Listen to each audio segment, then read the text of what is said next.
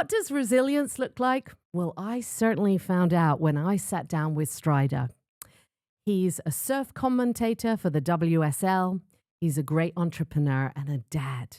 And my goodness, it was an emotional conversation. You might need some tissues, but it was also very, very inspiring.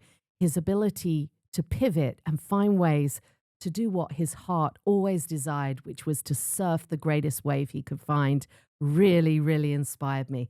I know you're going to love this. Our number one first episode of Confessions at the Cabana. My name is Zoe Scott, and this is my podcast, Confessions at the Cabana. I was born in England, and I chased my dreams across the ocean, landing in America, and then driving all the way to California to live my rock and roll life. I've journeyed from living in the wild to lighting up the stages all around Los Angeles, and I've got plenty of stories to share. But this podcast isn't about me. It's about creating space for others to share their stories, stories that inspire, stories that bring us together, and stories that heal. So come join us here in Malibu at the Cabana. Hello, thanks for joining me this week on Confessions at the Cabana. And I am here today with Strider. I love you, man. I like high-fiving myself. You're so playful. I love it. You come in with that energy of the ocean. Well, you have a choice, right? And that choice needs to be, we all have bad days, but really, if you wake up in the morning, get out of bed, you're doing pretty well. I know. We're very blessed, right? You've got to keep remembering that, especially where we are here in Malibu. Yeah. Where did this story, this journey all begin for you? I know you grew up in Venice with your mom. This is a long story.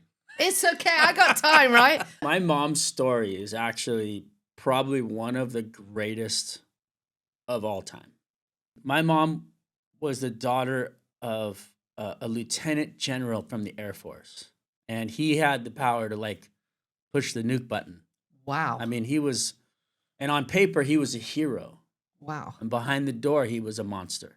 Really?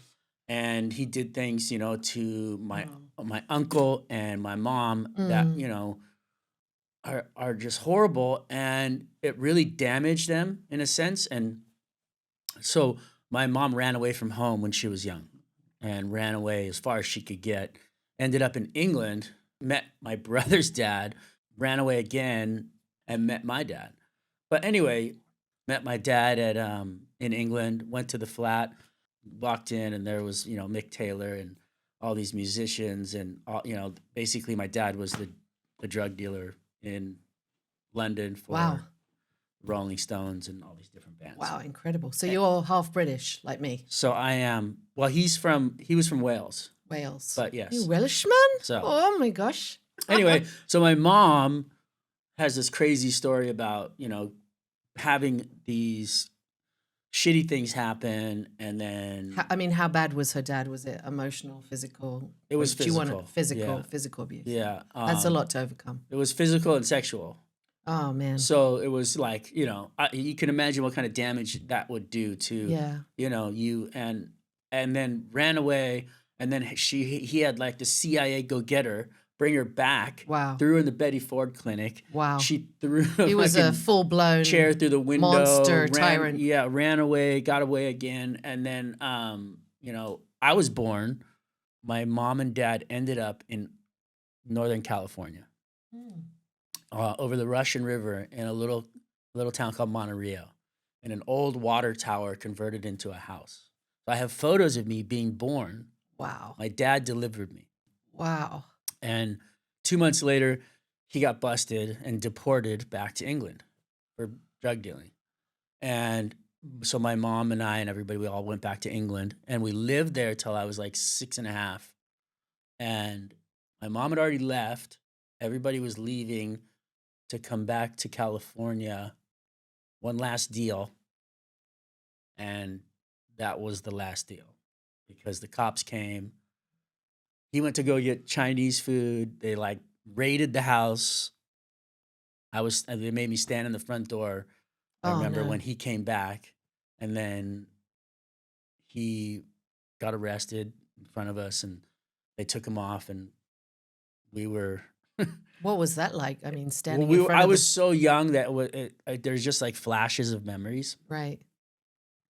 My brother was a little older; he's 18 months older than me, but yeah, it was shitty. You know, you're like you don't understand what's happening at that age. You don't even realize what your mom and dad are doing. You know, and Yeah. then he got busted, and next thing you know, we were put on a plane to go back to California, and that's when life kind of started over for us as a family. You were how old at that time when I was like almost 7, almost 7? and my mom and my brother and I ended up living on couches through like Santa Monica, trying to figure out where we were going to live. And there was a building on the beach called the Sea Castle Apartments, and the Sea Castle Apartments was a rent control building. It was kind of like an elderly building that it didn't allow kids. And my mom's like, "Well, fuck that, we're moving in." Your And mum was a total rebel, right? she sued her way into the building, and That is very cool. won. And it was, a rent control building, so it was $300 a month to live in a 2-bedroom apartment on the Mm. beach, which is nothing. And at this point, my grandfather, my mom's dad, had put her on a state SSI check, which is basically a check you receive from the state because you're too crazy to work, right? Because This is the hard nut, so the this is lieutenant. yes. So he was so like in his mind that because she was so disobedient that she was crazy, right? Mm. I mean, we're all a little crazy. My mom Mm. was definitely a little nuts, Mm. but he put her on a check so that she could support herself. It wasn't like a crazy amount of money though. It was like very, little. And that along with welfare, along with food stamps, made it possible for us to live. And so we moved into that building and we didn't have anything, and we weren't really allowed in the house. And so we would just run down to the beach and we'd play on the beach and we'd body surf until somebody would lose a surfboard or a boogie board. That's where your first surfboard came from? And that's how we started surfing, my Wow. brother and I. My brother's name is Mescalito, Mescalito. the Mexican peyote god. And so we started surfing because of the lack of funding that we Mm. had, but the freedom of the beach. And then it was late 70s, people would lose their surfboards or boogie boards, and we'd ride them, take turns, or fight over them, and, whatever. But we ended up riding waves because that's what we had. How did it feel at that time, that amount of freedom and that, Well, it was pretty wild there on the beach. Like I remember like in the parking lot there, a guy walking up to our car with an AK-47 and like going, "Oh, all right, give me some, I need some money, give me money." And my mom just goes, "I mean, you want my food stamps?" And showed him to the Jeez. guy, and the guy's like, "Oh yeah, no, go ahead, bye." You know what I mean? But it was Yeah. like, that's the kind of that back in Was the day, edgy. south of the Santa Monica Pier was really edgy. There's About which year was a that? lot of drug dealers, a lot of bikers. That was in 1978, Right. right around there, 79 through the early to mid 80s. It was just, I mean, it was pretty radical. But back then, it was just like alcohol and cocaine Mhm. and heroin Mhm. were running around on the streets down there, and biker gangs, and saw my first dead body, and Wow. like when I was like, I think I was like 12. And I guess you'd seen where all that led to because you'd seen your dad go to prison. I just knew that he wasn't there anymore, and I knew that he got Mm. in trouble, but it wasn't like it affected me in a sense of like that's where it led. It was Mm. really strange. Anyway, my mom made me surf all winter in my trunks to save what, because we didn't have a lot of money, so she wanted to make sure that I wanted to be a surfer, Wow. and then she bought me a wetsuit, and when she bought me the wetsuit was when I was like, this is it, it's on. Then I had to get a surfboard, and I went across the street from my elementary school one day, and there was a yard sale, and this guy had this Jeff Ho single fin dome deck 5'2", and I was like, dude, that's my size. The guy's like, yeah, it's The 20 universe bucks, provides, right? right? 20 bucks, and the guy, I'm like, oh, okay, can you hold it for me for a month? Because I got $5 a week for allowance, and the guy's like, yeah, I'll hold it for you. Anyway, I came back a month later. I'd saved up my allowance and went over there with 20 bucks and got my first surfboard. And then my mom at the time was partying with like Jay Adams's mom. And so it was like, hey, you know, he needs a fin for his board, single fin. And I went over there and Jay Adams gave me this Z-Flex foam fin. It was like insane. It was like the dopest. Like back then it was like the holy grail of surfboard fins. Wow. And it was this really cool Iconic. yellow and white. I mean, I'll never forget it. And then I was set, and I surfed every day, and just like that was my life. And I just like found this pleasure in it. And then actually that Yeah, all what did the ocean feel like at that time? Did it feel like a spiritual experience, a well, it was communion, more just of a like way out? it was a way out. You know, my brief memories are like patent leather shoes, limousine rides, music studios, you know, rock stars. Like Yeah. it was all this crazy, beautiful life that was happening, like in this higher end of like, you know, having whatever you wanted, really. And then all of a sudden it was all gone. You know, I watched my dad go away, and then I was like in California, and all of a sudden it was like, okay, yeah, go outside. So the ocean represented almost like So you, to your me, authentic self, my comfort freedom, was truth. from you know, being in the water, and then finding surfing was like continued that like that feeling. And then you know, I'm at the beach all day, you meet the surfers, and there was this guy Richard Elwell, and then this guy Mike Clark, who was the bass guitar player for Suicidal Tendencies. And Mike Clark was, you know, he's a ripping surfer, and like him and Richard surfed every day. They stripped down an old longboard and made me a surfboard out of the foam that was inside of it. That was like my first custom board. Wow. And they like made me this amazing surfboard Wow. as Getting like chills. a gift, you know? Yeah. And I was like, because I was just Were this they older than you? Were yeah, they oh, like way older. They mentor were figure? yeah, Like, they were way older than I was, but they were, you know, they were just like these cool kids basically from the neighborhood, and everybody kind of knew everybody in that neighborhood because it was, I mean, it was Santa Monica, but not the Santa Monica that we know now, right? Because it was right. if you were on the south side of the tracks, which is where we were, basically down below Santa Monica Pier, the community was tight. Everybody knew each other, and it was just like this, like hanging out every day, surfing every day. I would clean the shaping room. I would clean the toilet. My mom was like, okay, well, you ask him if you can have a job, like do something over there. And like, it was like, we would just hustle. We would do whatever we could. We did laundry in our building for everybody. Like, I mean, we would, whatever we could do to make a little extra money, we would do it.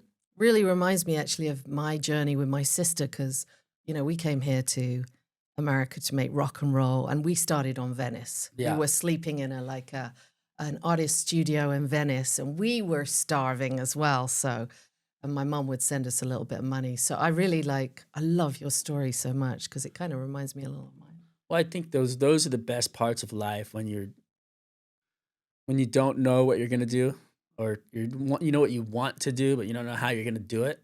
But it's wonderful the way synchronicity will open and Yeah. people will come. Like you said, the board was provided. And so for me, I started like winning surf contests and boogie board contests, and so I got sponsored. I ended up getting clothes from, you know, the surf shop and How did that surfboards feel?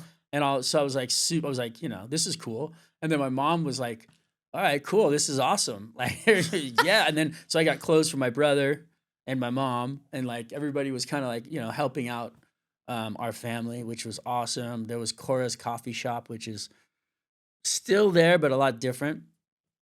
We'd go, and the guys would give me free pancakes, and you know, it was a community. It was really cool. So you realized that this talent you had the ability to provide for your whole family. And I didn't really have a huge sense of wealth, like understanding what money was, and like how it, you know, what the balance of it and how hard it was to make. And you know, so it was an interesting like this is just really fun and cool. And so it kind of kept my head clear of like that and made me just want to be surfing. And Right. so I was just like stoked. And I went through a lot of like ups and downs and strange turns. I mean, I was out in front of the surf shop one day. I was like 12 years old, and this lady comes up to me, and her name was Michi. She's like, "Hey, I want to take pictures of you." And I'm like, "Whoa, yo, that's weird." And she's like, "No, no, no, not like that." And so anyway, this lady Michi happened to be the assistant to Herb Ritz, who was the biggest fashion photographer in the world at that time. And the next thing I knew, I was getting paid like $1,500. I was 12. Mhm. I had no money. I Wow. was on welfare, Wow. food stamps. I would fucking go to the store and kids would make fun of me from my school and be like, "Oh, you have to pay with food stamps." Like the parents of that kid were there too, and the parent wouldn't say anything, wouldn't be like, "Hey, that's not okay." You know what I mean? And I remember like how it hurt my mom's feelings. Yeah. So Kids can be awful. anyway, I threw some fire back at them. They didn't know how to handle it. Next thing I know, I'm like in front of a camera with Herb Ritz and getting $1,500 a day, and I was like on the cover of Tatler with Daryl Hannah and doing like album covers with Olivia Newton-John and Wow. What a break. Cindy Crawford. I mean, like the actual portfolio that I still have is crazy from those times. And I did it for about a year and a half, and I actually saved up a lot of money. And my mom gave me an ATM card, and I'll never forget it, and put it in my hands. And she's like, "Yeah, here's your money." I'm like, "What is this?" And she's like, "You just go up to the machine, you put in a code, and you get some money out if you need it." Woo! And I was like, what? Like, it was just such a turn of events. It never ceases to amaze me that when you follow your bliss somehow, what you're really passionate about, like the way doors open. Yeah. I mean, similar thing happened to me in Hollywood. I was living in a van outside Jim Morrison's house. And one crazy night, a guy fell down drunk at a dinner table in a hotel restaurant. And he was the guy who put up $1 million for my rock career. I think if you follow your bliss, if you follow that passion, and I feel those like waves going through your life, Yeah. Strider, of following this muse of the ocean and where it's taken you. Yeah. It is actually the one thing, the constant, and it's still there. From that moment, I remember I'd won the NSSA Nationals. So I was a national champion. That was during the modeling or at surfing. It was right then. Right then. The NSSA national team was a shoe-in to success for the future of surfers. Wow. And I was there, and they asked me to be on the national team. And wow, I'm getting chills here. I'm like, woohoo! So my mom was like, "Well, what do you want to do?" And I'm like, "But look at the guys that are on the team. None of them were my friends. All my friends were on like the WSA All-Star team. They were all from Santa Monica and Venice. They were all basically Dogtown boys, right? And that's where I was from. And so I said no. And my mom goes, "Well, it's your choice." It was like, "So you got to go tell them." And so I walked over, and they're like, "So yeah, okay, yeah, let's." And I was like, "Yeah, I don't think I'm going to do it." And they said, "What?" Because I don't think anybody's ever denied the opportunity to be on the national team. And at this point, I'm so young that like Friends mean a lot, yeah. are everything to me. And the guy goes, "Well, you just ruined your life. You just ruined your surf career." I start crying, and I like walked away. And I went to my mom, and she's like, "What's wrong?" And I told her what happened, and she's like, "Oh, fuck that." Walked back over. He said, "Hey, asshole, you don't tell a 12-year-old kid that they just ruined their life." And we left.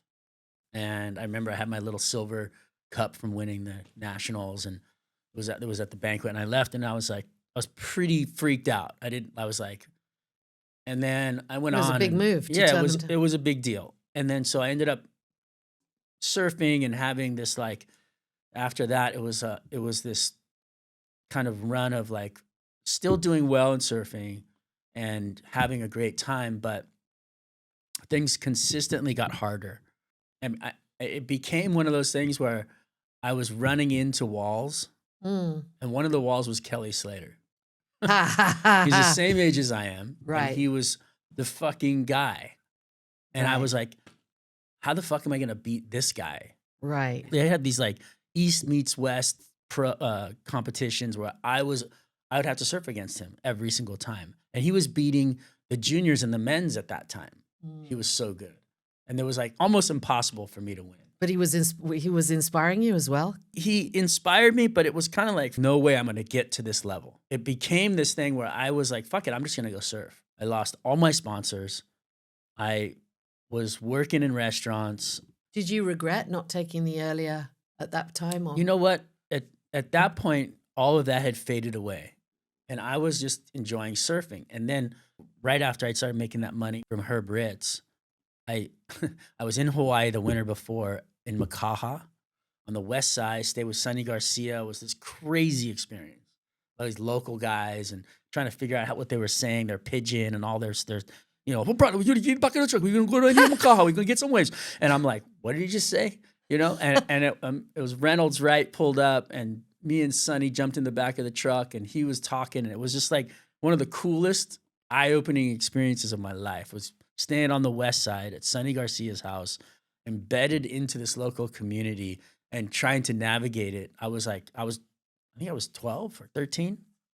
And I'm like, whoa, you know, like, and my Town and Country had picked me up and sponsored me. And it was this crazy connection in Hawaii because Town and Country was the best surfboard company over there. Anyway, I lied to my mom, told her that Town and Country was going to take care of me again, bought some tickets for me and my friends to Hawaii.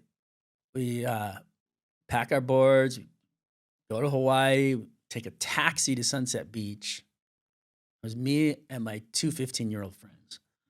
And basically, we got to Sunset, we drug our stuff across the bridge, got to this board at Cammy's Market where there's like a market there. They sold sandwiches and beer, and there was a surf shop next door. There was a telephone booth, and there was this cork board that had all the places to stay, which I had heard about. So it was a big risk because my friends were like, what are we going to do now? And I'm like, look, here it is, like room for rent. And it was all this stuff. And at this age, fuck, I'm 13. My brother was already smoking crack. My mom and dad, my dad was in jail. Like I'd seen people fucking get killed. I mean, I'd lived so much. Yeah. At this age that I had the confidence of, you know, an old soul.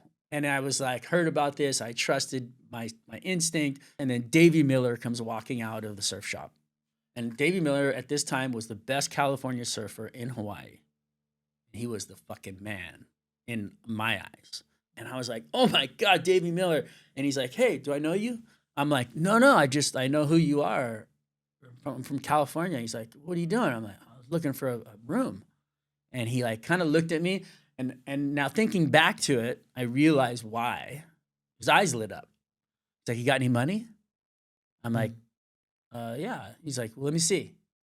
I'm like, here. And he's like, okay, put your shit in the car. So we put our surfboards in the car and we drive down. We pull up underneath this like sketchy kind of carport. And I'm like, get out, get our bags, pull them into the house. He opens the door to this back bedroom. He says, this is you guys. You guys can stay here. This is how much it's going to cost you. Give me the money. And it was a very fast transaction. But I was like, fuck, this is amazing. You know, I was like, one of my idols. I'm in Hawaii. He walks me into a bedroom. We walk out onto the deck and he goes, that's pipeline, that's back door, and that's off the wall. And we were standing at the house off the wall that the wave was named after. And he goes, that's all you're going to need to know for the next 15 years. It was worth the money, right? Well, I was like, holy shit, right? I love it. I'm freaking out. My first surf, I paddled out. I got completely annihilated because I paddled out the wrong place and got slammed on the reef and just I almost died, I felt like. But that adrenaline turned me into this like monster of love for life of surfing in Hawaii.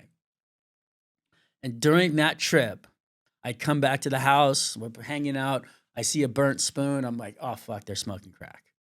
So I'm You like, could smell this stuff now. You knew. I knew. I saw the writing on the wall, and because my brother had already kind of been partying, and I was like, oh shit. And my friends are like, what? I'm like, I think, they're doing drugs. Hide your money. So they went to hide their money. It was gone already. Wow. And it was like, oh fuck. And I hit my money. I stashed, basically keistered it. I would never I was so tight wad with cash because I didn't have any that I was like, I'd hit it so well that I couldn't find it. It's so fascinating, when a hero goes on his hero's journey and he meets, just the person in a way he's supposed to meet. I remember when I was living in a cave in the desert, writing my first album, I met Ian Asprey. That's pretty wild. You met Ian Asprey. I met Ian Asprey in a Kmart, and for a short time there, he became like our mythic mentor.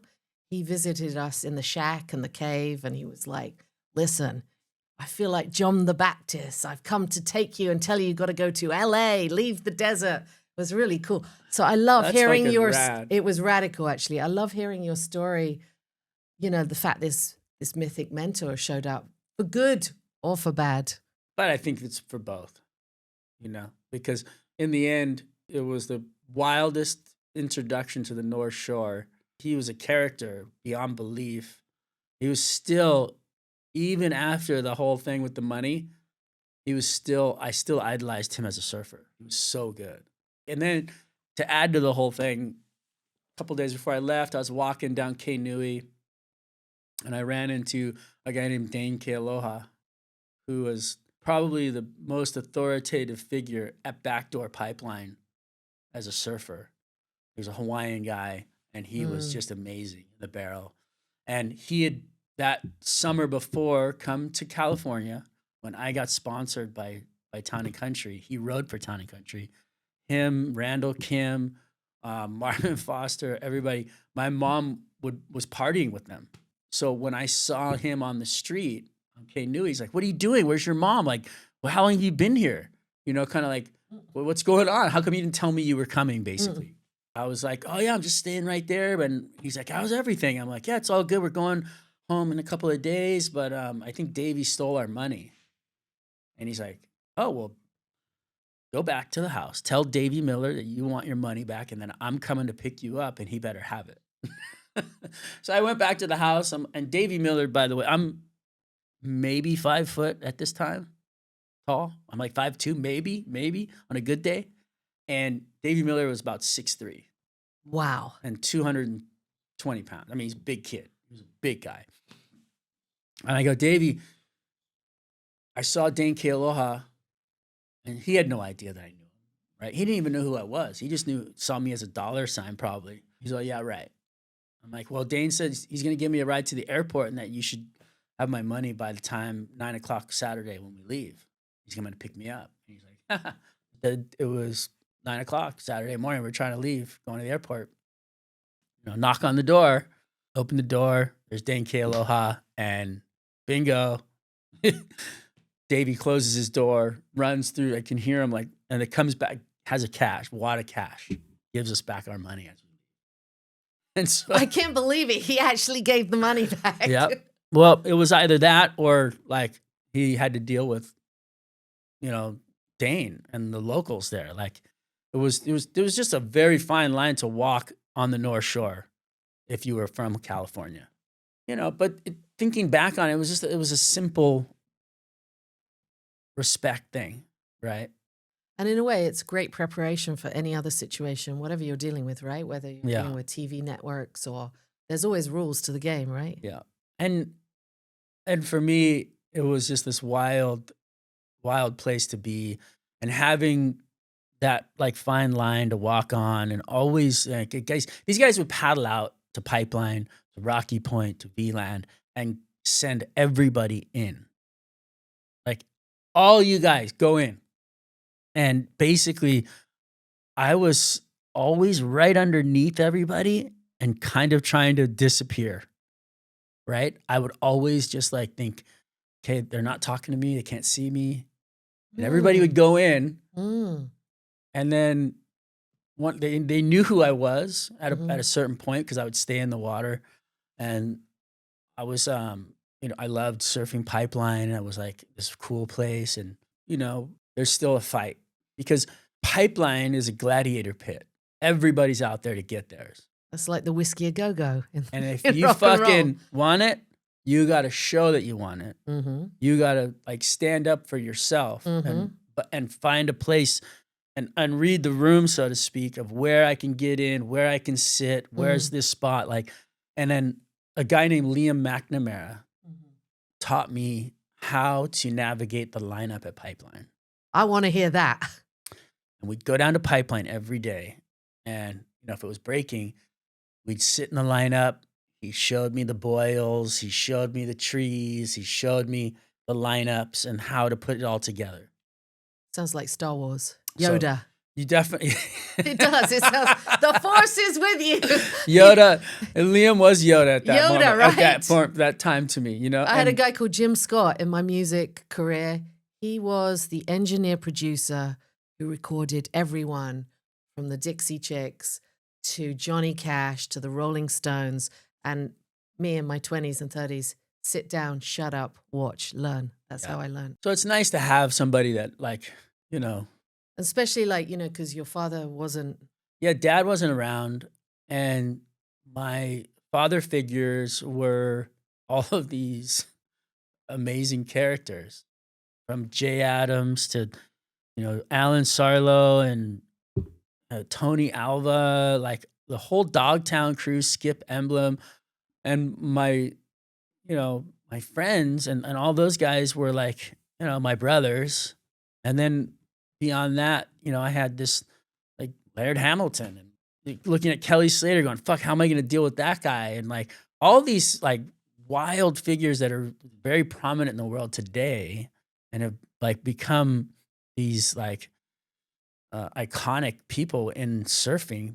Like Jerry Lopez was like the man, and like getting to learn from him, and like Liam McNamara like showed me the ropes, and then like all these different people like would show you how to act on land and how to act in the water, and you became a student of the world Right. really quickly. My dad, a bit like yours, he wasn't very present. Yeah. Because he was an alcoholic. And so he was always at the pub. But he did give me these really wise words. And one of them was he didn't say get a career, or he said, go out into the world and find a worldview. He said, listen to the Rolling Stones, read Jack Kerouac on the road. He kind of gave us this and so my sister and I just came here like basically with nothing like you. And basically the figures in rock and roll became our family and our mentors. So I really relate to your story, Strider. Yeah, that's cool. The pub. Yeah, the pub, that's what it was. My dad was always in the pub, but he was if really smart. If I couldn't find my mom, I knew where she was. She was in the pub? She was at Shay J's. My mom was Shay ready J's to... is still there. Is it? It's a bar. It's one of the oldest, if not the oldest, running bar in Santa Monica. And she'd be in there with Ronnie, her boyfriend. That's where she was always hanging out up there. I mean, a bit like you. I was a middle-class girl. I trained as an actress. And, basically what pretty middle-class girls in England do is marry up. And I was like, fuck it. Let's go to California and sing Rock Like the Doors. So, I mean, and live on the outside. Well, I feel like doing that takes a lot of fucking guts. Yeah. I've got a thought. Yeah. Right? A feeling, a dream. And you to follow yourself into darkness. And it is darkness at times, yeah. It's fucking into a fog bank. You don't no idea what's in there. But that trust, you end up where you should be. It's right here. But yeah. And then you end up like, and it's just so fucking, the world as we know it and the societal structure as we know it is creating employees and a pyramid, right? Boss and workers. And a mindset of you're you can't follow your dreams. Mm, To set a way of life that's going to keep you controlled. You're never really going to get ahead, mm, because you're just doing this like 9 to 5. And if you go to college, get a degree, unless you put in the extra effort to go to, law school or medical school, it's a paved road that is is mundane. yeah. There's One of no there's not a lot of turns on that road. There's not a lot of bumps. yeah. There's not a lot of like, it just exactly what's on it. You got to be a pretty much a daredevil to follow your own trajectory. One of my favorite quotes, I think Jung said that only nature itself would support a birth of consciousness. And so when I hear about, you always turning to the ocean, for me, it was the caves and the desert. Yeah. That was the only space in the world that was free where I could write an album. So I think that connection to nature is just like so important. Talk to me more about your relationship with Mother Ocean. I feel like we as humans and our energy and our rhythm are 100% connected to Mother Nature. And the reality of finding something that connects you to it in the way that I found with surfing was I had no idea that it was saving my life. I had no idea that it was correcting my thoughts, that it was teaching me balance and understanding and patience, discipline, humility. Literally, the ocean has given me and taught me everything I know. And when success became part of an ideal of working in a corner office, getting paid a 6-figure salary, and that's kind of what you're taught, really, by society. And I did that. And I ended up not surfing as much. I ended up overweight. I ended up not really kind of like, I was still pretty positive and happy, but I was not thriving as a human. So you kind of turned your back on. I wasn't thriving as a being. I wasn't as healthy as I should have been. I was like, but I didn't notice it because I was so locked into this groove of like being this ideal of having everything that was At what point did that quoted happen? as surfing. I mean, as success. What was your office job? I was or- the surf marketing director at Quicksilver. So I was driving down to Orange County. I was hated by everybody there because I Why? was never there. And all these people had these jobs and they were pounding it out every day. And I was like, but I was in the marketing world. My job was to have a pulse on the market. I was like this guy who was supposed to know. And I knew the surfers. I knew the scene. I knew everybody there. I knew how to connect to it. I knew how to like create it. I got a house on the beach at Pipeline for us. I created the Quicksilver Pipe House. I created the whole like surf team there, and we had all these great surfers from Reef McIntosh and Danny Fuller and Freddie Potaccia was kept on the team, and all these guys. It was just like this full scene. Everybody would come to that house. Like, let's go to the Quick House. Pipes breaking. Anyway, I ended up in the end like kind of fat, overweight, not surfing enough. But something happened with the new CEO and all this stuff, and I was like, Golden Parachute looks pretty good. A couple of years pay, Right. full pay, and I'm out. Yeah. Like I'm like, fuck, all right, cool. But when that happened, it pushed me off into being back into Mother Nature again, like back connected to the ocean. I was taking people surfing from basically the movie world, Channing Tatum and Gerard Butler. Jerry, yeah. He's a And neighbor. I was hanging, surfing with these guys, like all these freaking fabulous people. It was great money, and I was back in the water, and I was surfing every day. And all of a sudden, I looked great again, and I felt great again. And I was looking at myself in the mirror, going, "Fuck yeah," again. And I was like, "Oh, this is awesome." And really, the connection that you have that you should never lose if you can keep a hold of it is, your relationship with the earth, Mm. because we live off of each other basically. And for me, my whole thing about surfing has always been, you know, a healing process that I didn't even understand or know was happening. And I got to the point to where I was like, wait, I'm a surfer That's what I do. and I love it. There's nothing wrong with that. Just, I don't need to be anything else. I don't have to have more. Mhm. It's a funny thing. After that whole thing happened, and you kind of like, my eyes were wide open in a sense You of, knew yourself wasn't better. just my eyes, but just as a person, as a soul, as a, like, that feeling of being connected. I was like, oh, I don't. And then I started to look at the system and like look at everything and really kind of, the quote, question authority that my mom always had just comes back in always. They're not really on your side. Right. I mean, in a way, your childhood really set you up for this amazing, rebellious ride, Yeah. even though it seemed maybe a little on. Yeah, I was Well, talking to my wife about it last night. She's like, you know, here you are, here I was, this kind of rebellious surfer. I created a lane for myself and, uh, as a lifestyle free surfer, that only a few people were doing at the time. And like, I would go on surf trips with a filmer and photographers. I'd write stories, created a place where I would get these spreads in the magazines. Mhm.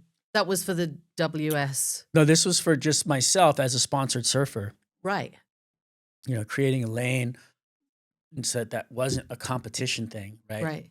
I wasn't out on the world tour. I wasn't, Yeah, that was really clever for traveling. you I to was create a traveling lane. on my own, doing my own thing. I'd get these spreads in magazines.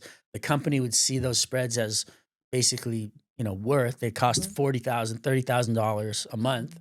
And if I would get one or two of those in a magazine, in their mind, that was a lot of money.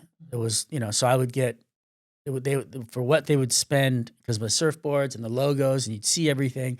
And so basically they would look at that as like, oh, okay, you just made me $30,000 in these print magazines, which is what it was. And then so I would get, they would pay me a monthly salary to just go travel and get those photos. And so I ended up doing that for 15 years Wow. and just fucking traveling. And my mom, I was like gonna go to college, and my mom's like, fuck, you're never gonna get the chance to go around the world and get paid for it and surf. It ended up clicking. It ended up working. It didn't happen right away.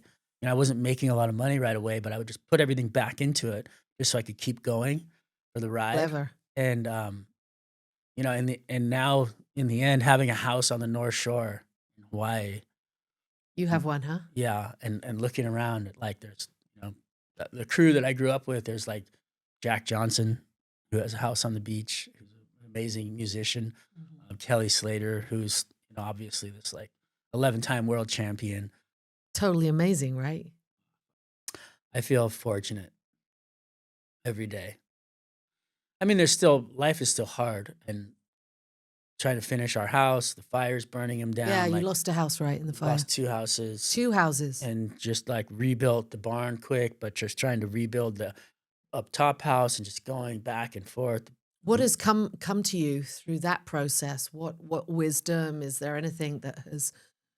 When we lost the houses, it was a very clear moment of, you don't need any of it, because I had my kids and my family, and we were, my wife and I, standing there in front of the rubble going, fuck, all right, here we go. But was a great recognition of the things that you really need is, a solid partner, and your kids still are it's like, you just narrows right down to get rid of all the shit. Where did you meet your wife? I met my wife on the Santa Monica Pier. Wow. Is she a surfer? She's not a surfer. She's a beach girl. She loves the beach. She's actually from New York. Wow. So she's Yin and the She's yang. yeah, Hell's Kitchen, 43rd and Ninth. She's this amazing, hardworking, beautiful princess from Lebanon. Wow. Her dad's a Lebanese prince, Wow. and the Harfouche family reigned over in Baalbek for I think like 400 years. Their bloodline is deep, and they were, part of history. Wow. And it's like this. I went to Lebanon, hung out, met the family. It was wild. Did they approve? They were lovely. It was amazing. I mean, probably one of the coolest experiences of my life. And what age did she immigrate here? She was born in New York, and then grew up there in Manhattan Plaza, then moved to California. They ended up in Paradise Cove. Wow, of all the places, So when I right? met her, she was living in Paradise Cove. And How I met crazy is her that? on Santa Monica Pier. I remember I saw her through a window, and I was with a friend of mine. I go, "Oh, there's my wife," You knew it, huh? to my friend. And he's like, "What?" I mean, you've lived like a rock star, so you must have met a lot of different wonderful women all across the world. What was it about Lily? What were the qualities, the essence that just magnetized your love to her? I feel like when I saw her, it was almost like she was like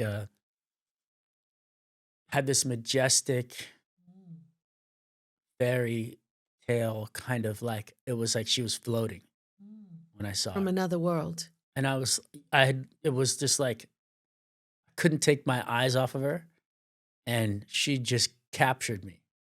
And Wow. it took me over a year just to hang out with her. Wow. But I mean, So you felt slightly fragile or vulnerable to did you think she was too why no, did it we were traveling, both Mhm. of us. I was traveling, and just talking on the phone. We talked on the phone a lot, but Mm. in the end, I ended up. I think I was at Duke's in the parking lot. Wow. Finally met up with her.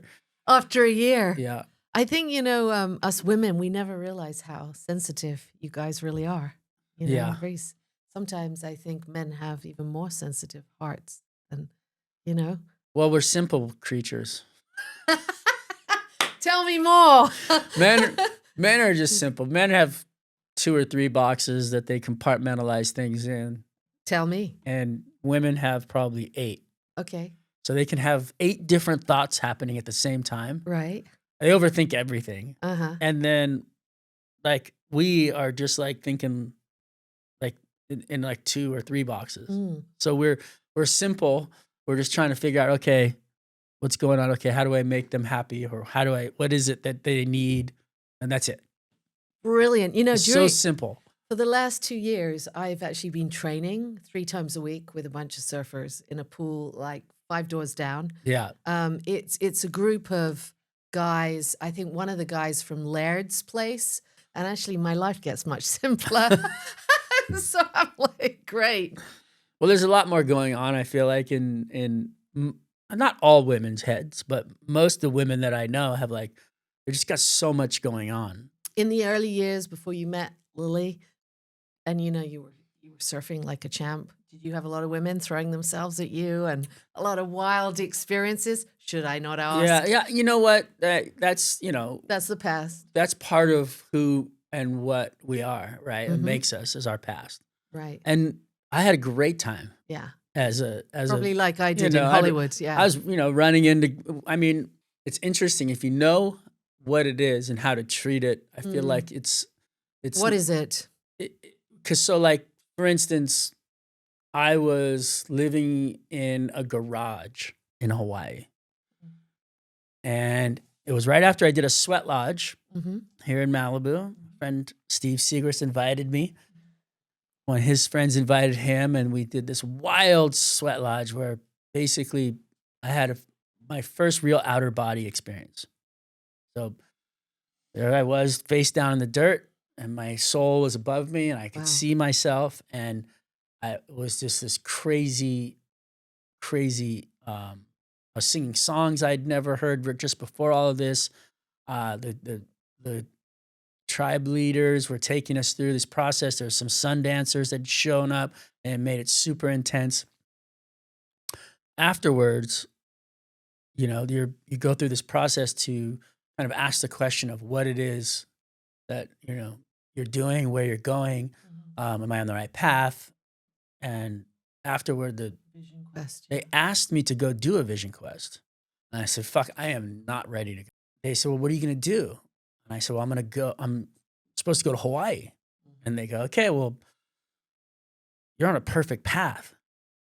And at the time, the question was, what are you doing from my friend's parents? Even my mom at this time was like, kind of like, all right, like go to Hawaii one last time. Maybe we'll start to think about going to school. And I was like, okay, yeah, no worries. Like, but I want to go to Hawaii. I'm going back to Hawaii. And I'd made the money from I was working in restaurants. I'd fucking bought a 1/4 pound of weed. I'd strapped it to my leg. I fucking flew to Hawaii. Oh my God. I remember the stewardess was like, you might want to pull your pant leg down because you can see the. Wow. That was nice that she Anyway, gave that heads up. yeah, it's just like, but I was doing everything I could to survive another winter in Hawaii because that was That was calling you. it was where yeah. Yeah. And so I had done this. Long story short, I was living in a garage. Long story longer, actually. I was living in a garage, paying like $300 a month to live on the floor in the garage on the oil spot. You know, every garage has like an oil, like where the car had been leaking, Yeah. and there was a piece of cardboard over it. Then there was a coffee table and a fold out, like old beat up couch in there. And I was like, the guy, Alex Cox, this guy Peanuts, like, you can stay here. And I'm like, and there was a bunch of other guys there from Maui staying in the house and like around. And I was like, okay, cool, sick. Whatever, I'll take it, you know, like, and I know you're going to say something naughty. I'll give you full permission. I'm trying to say go to it in sleep. here. These guys won't they would stay up as long as they could smoking joints. And I was trying to go to sleep. He had surfed all day. All I wanted to do was fold out my couch and go to sleep. Light the mosquito punk because there was fucking mosquitoes everywhere. And just go to bed. I was so tired. And at this point, I had heard that I got the cover of Surfer magazine, which was my biggest dream. Wow. Right? But I had never seen it, so it wasn't real. And I'm like, would you guys just go to fucking sleep already? And they were like, fuck you, shut up. Anyway, these guys were from Hawaii, but they were white guys. And they were like, whatever. And then finally got up and left.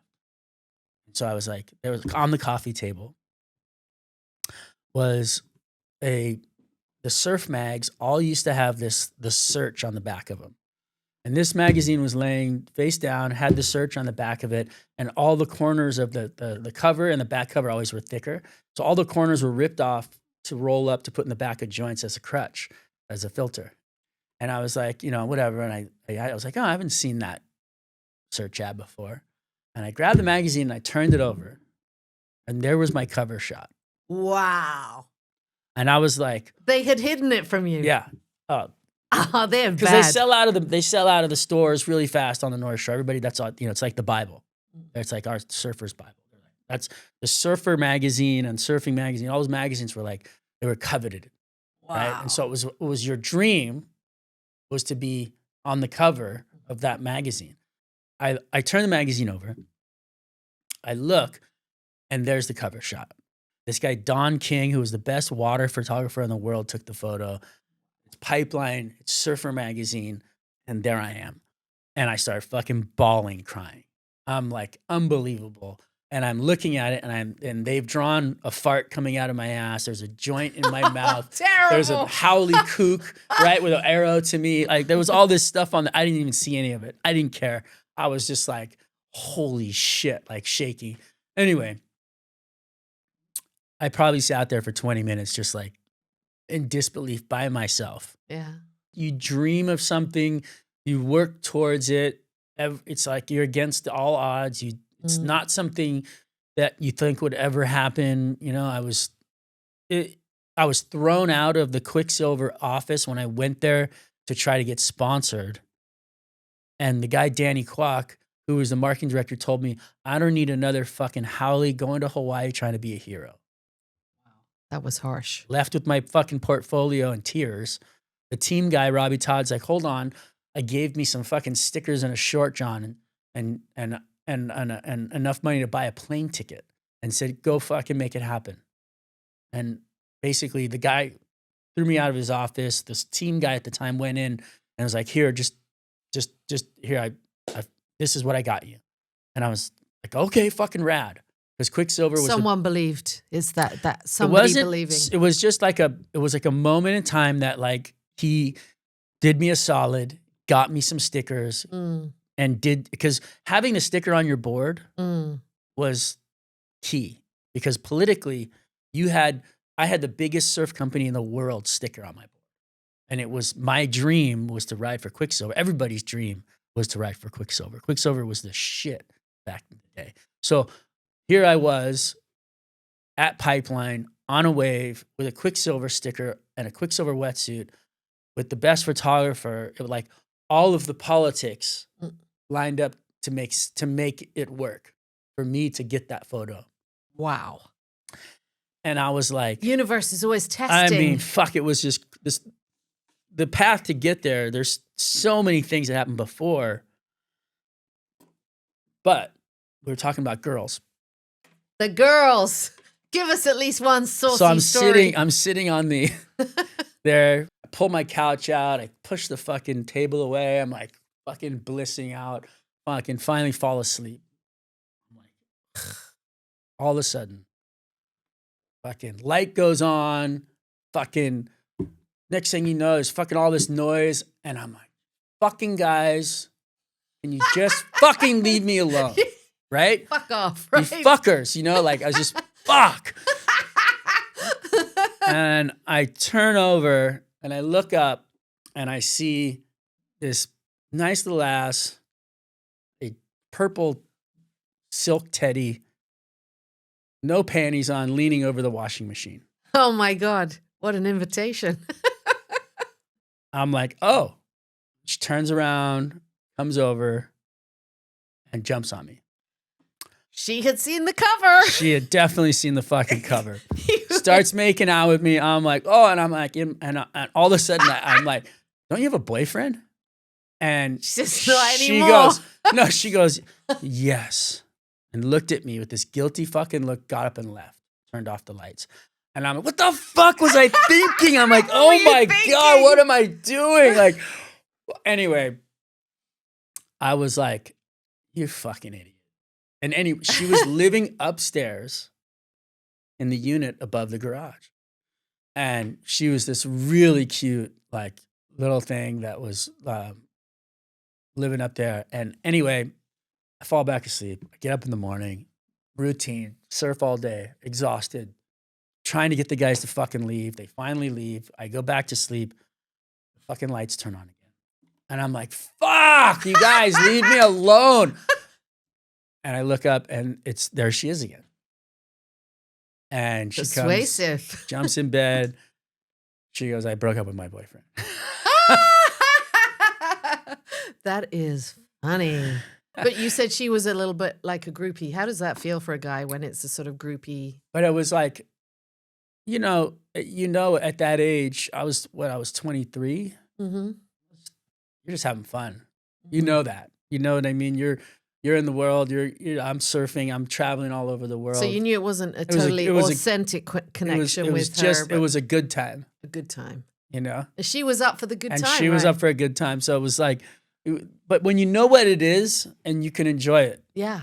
The reality of that part of it is fun. Right. And you're having fun. It's like the movie Almost Famous. You can't totally believe. You need to just let it be fun. We all need a bit of fun, right? Because when we're 80 or 90, we want to have those stories. I'm sure Lily wouldn't mind. Yeah. Yeah. And when I met Lily, it was like I met a princess. It was a different. You know, there's nothing that will ever come.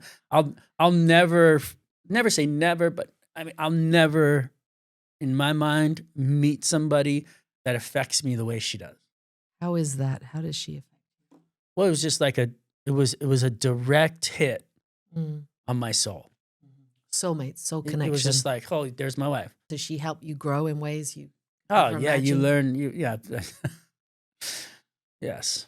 Is she the one person who gets to kick Manners, your ass? yes, manners and timing and just being a better person, and making sure that I'm paying attention to other people and, you know, it's made my life so much better, That is which that is so wonderful to which is hear. which is a, you know, And what about being a dad? How do you enjoy that? yeah, being a dad is fuck, it's a wild ride. You got three? Three boys. You got boys. Are they all surfers? They do surf, but my youngest is the most avid. And then Country, the middle one, wants to surf more and has been came to Hawaii and went out and killed it. Just like hadn't surfed in like a year, went out and just was killing it. And then my oldest boy, he loves the ocean and being in it and wants to surf more now. But when they were younger, they had glasses, so they couldn't see much. In which way has it been a wild ride? I think Being a being a dad. dad is completely a mysterious, unpredictable. There's nothing that's going to get you ready for being a parent, and like you have no idea what's going to hit you. The amount of emotion, trying to understand it, trying to be a guidance without telling somebody what they have to do. Like it's a very fine line of life. Like the reality is they are completely different than you are. And what your idea of it all is so much different from what their idea. There's so many factors of parenthood. It just wrecks me. It wrecks me. It's like the hardest thing I've ever done, but the most rewarding. It's one of those things that you don't fully understand or respect Until you do it. And then once you do it, you just look back at your mom or your dad. It was my mom because she was around, and you're just like, fuck. I think that about my mom these days. I was very critical in a way of her growing up because I adored my father, but he was an alcoholic. And for some reason, I got it into my head that it was partly her fault. But now when I look back, I think, Christ, how did she pull it off? Yeah. Keeping a house, she was the breadwinner, keeping it all going. What would you tell a young you or a young person who's just starting out and passionate about surfing? What advice would you give them at this point? The only advice that would still ring true is to make sure you're doing it for the right reasons because you love to surf, because the amount of success that's capable within like the surf world is very slim. Do you know what I mean? It's changed. It's changed so much. Yeah. And I was lucky enough to ride through like a high point of it all. I was in the glory days of surfing as far as timing, the timing and the rise and there being money for everything. And I talked Quicksilver into giving us a private jet to do an East Coast tour with Kelly Slater to like hit all the spots in time to like, make it to all the events and like get him to the next contest. And like those days are gone. Yeah.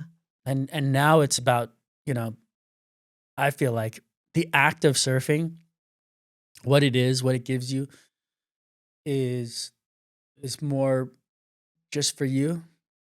And if you want to be a pro surfer and you want to be, you can go after it and enjoy the ride and the ups and downs and work super hard. And you have to be 7 years old and in wave pools to practice maneuvers so that you can nail them. Wow. To get to the next level, to be winning national titles, to be onto the QS, to qualify for the world tour. The chances of you getting there.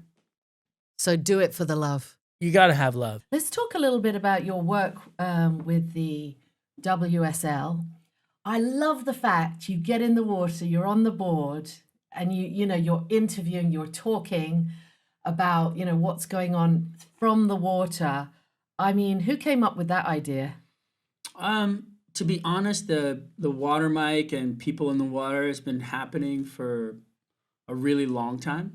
There's a guy named Corky Carroll that did it, I think, at Rocky Point in Hawaii a really long time ago. I think it was that might have been in the 70s. And then a guy named John Shamoka, God rest his soul, he did it in Australia. I think it's Snapper. Then there was a guy, Peter Mell, that did it before I did it. And then he didn't show up to an event, and then I got to do it. You know, there's obviously an art to doing what I do. Yeah, I mean, have you ever just been washed right? Because you're right out there into big waves. You get fucking smashed. I've been destroyed. Wow. I mean, I was basically destroyed at Backdoor Pipeline the year before last. Right. Just in a place where you're always safe. You feel safe. You know the reef. You know the holes in the reef. You know the deep spots. And all of a sudden, this wave came out of nowhere and just like annihilated me. My earpiece had come out, you know, because I have communication to my producer who's talking to me, and you're, you know, in motion, and you're, you know, guys are surfing and guys are paddling by, and you're trying to get the shot to be thrown to you so you can be talking while the surfer's paddling by. And so for me, my whole world evolves around what people cannot see, what I can see, what I can feel, what I see from a surfer. I can see their eyes, I can see their emotion, their body language, whether they're paddling fast or slow, whether they're breathing hard, whether they're happy, whether they're sad, whether they're pissed off. And so my job is to take all of that, articulate it back to the world so that they understand and feel what I'm seeing. Wow, so your job really is a storyteller out there as well. Yeah. You know, I've had some pretty wild moments. One of the heaviest moments, probably that it still affects me, was at the 2016 Eddie Aikau Big Wave event at Waimea Bay. And the producer was like, you know, stay in the pit as long as you can before you go over the wave, just so you can feel like what it's like to be in the pit of a 60-foot wave. I was on the ski with the best ski driver in the world, Abe Lerner, and this photographer, filmer, Larry Haynes, who, I love you, buddy. Wish you were still here with us. And Mason Ho's on the wave. This fucking huge closeout set comes, and we're staying in the pit as long as we can. And then we flutter up to the lip line, and he puts it in reverse. Because if you go off the top of a 60-foot wave, over the back of the wave is a drop as well. So it's usually half the distance as the front. So you got 30 feet of a drop off the backside. So what he was doing is putting in reverse so that when he got to the top of the wave, he didn't go flying off. And he would kind of just teeter over and just make it over and stay on the face or on the back of the wave, on the surface, and kind of come down. But what happened was that the wind was coming up the face of the wave, caught the boogie board, the sled that I was on, sucked it up over the back this way, and I felt it taking us into a flip. Wow. So if you can imagine being in, you know, 60 to 70 feet of surf, I just feel myself intuitively taking the jet ski into a flip. So I let go of the jet ski, and I went flying into the air. And at this point, can't see anything. I just know I'm airborne. Wow. And I fucking come down head first onto the back of the ski. Thank God it wasn't onto the actual ski. Like, it would have broke my neck. Hit my head and knocked out. So it got a really bad concussion.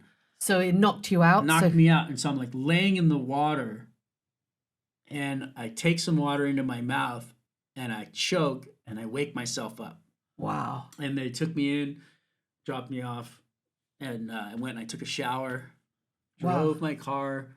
Oh my God. At what point did you realize you were concussed? Did you go to the hospital or? Well, I never went to the hospital. Actually, I fell asleep that night. Because don't you have to be careful, like falling Not asleep supposed to go to sleep. with concussion?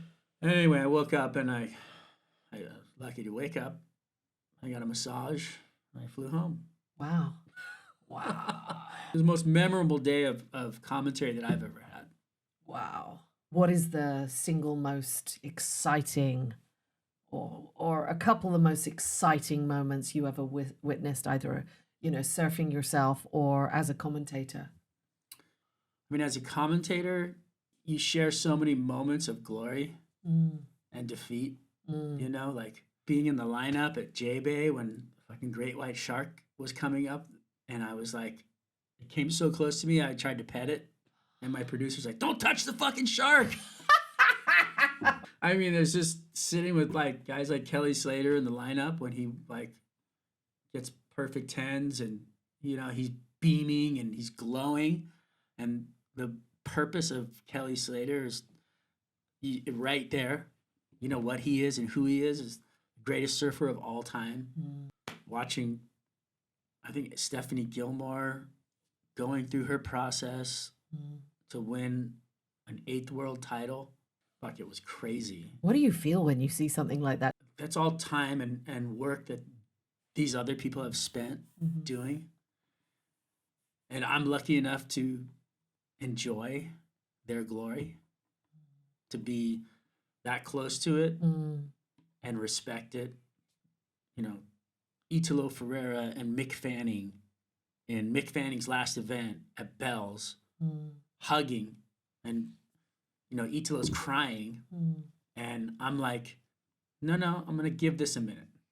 I'm not gonna ruin this moment. I'm not gonna, for a journalistic sake, go in mm, and push away two people who are like having that like moment of intimacy and the greatest feeling and that mm. win and like all these things that they're going through emotionally.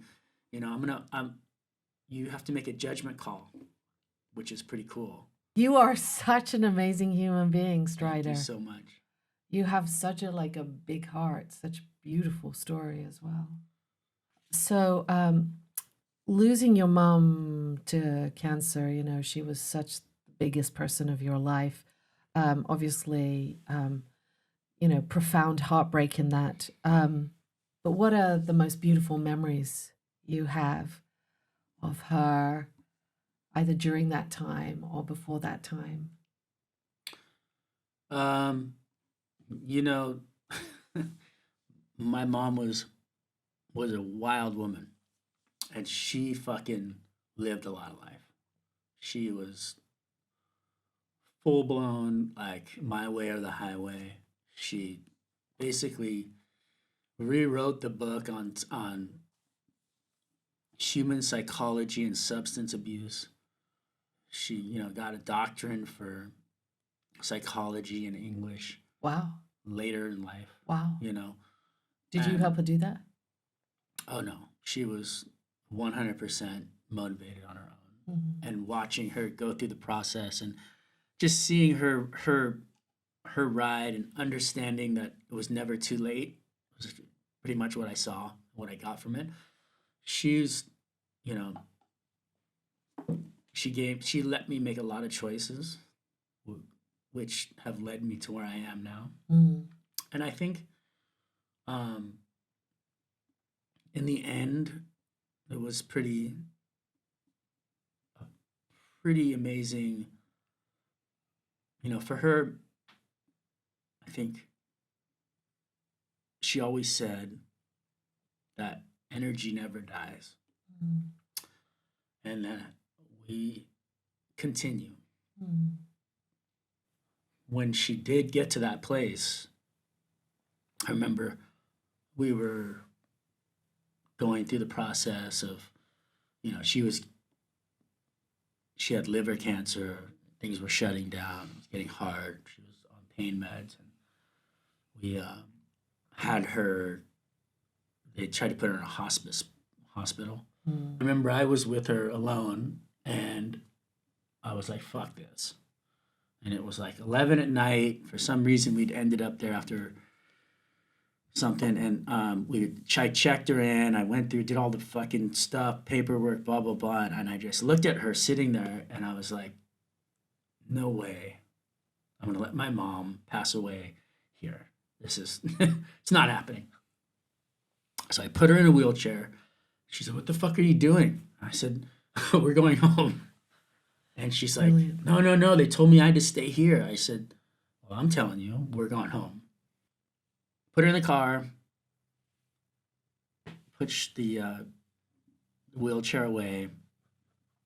I remember I got a bill for the wheelchair because I left it outside, whatever. I was like, but I was in such a, like, they were like, "You can't take her out of here." Like, they were telling me all this stupid shit. And I was like, "I'll do what the fuck I want."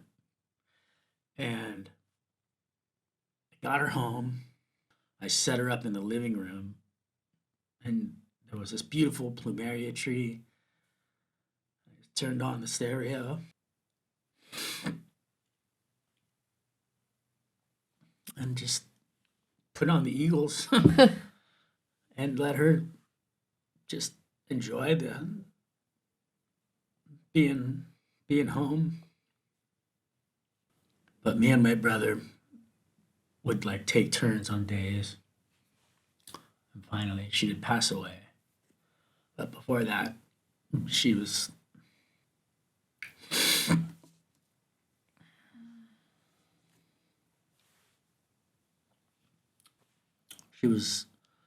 like had a moment where she seemed scared.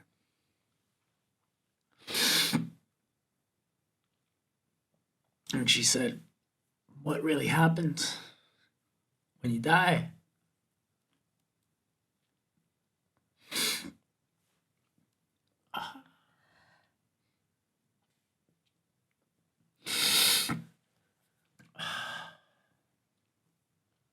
And I said, "Well, you told me that energy never dies." And I remember her smiling and holding my hand. And, fuck. And it was a great moment where she had told me I got to give back to her.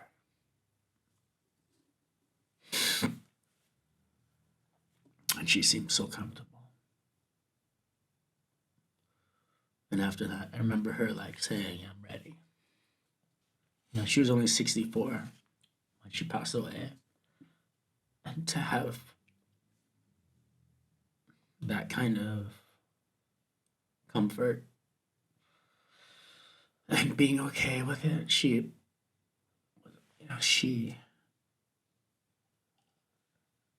had lived enough, seen enough, was like proud enough of what she had done, and and seeing what we had done, it all made it okay for her. Must have been wonderful to give her that kind of peace after everything. Yeah, I think it was just a reassurance of dying without regret. And do you still feel her energy? Yeah, all the time. Which is, I think, energy and who we are. The mind gets in the way of the body and the soul. I believe very much in the spirit world. It's so beautiful, your story about your mom. My mom has Alzheimer's. She's been lying in a home for about a year and a half. And when it comes to it, it's like I think about it. I'd rather kick out like my mom did early than struggle later. Right. Kind of a thing. Blaze out. I mean, like her, I've lived a lot. You have lived a lot. Your story. As Jim Morrison said, how was your life? Was it enough to make a movie of? Your life was definitely enough. Has been and will be. Yeah. You're so inspiring. I really hope a lot of people see this, and I've got so much out of it just like sitting here listening to you. Awesome. We both got wrung out. Good to go through that. Yeah, cathartic, right? Yeah. Well, thank you. Thank you.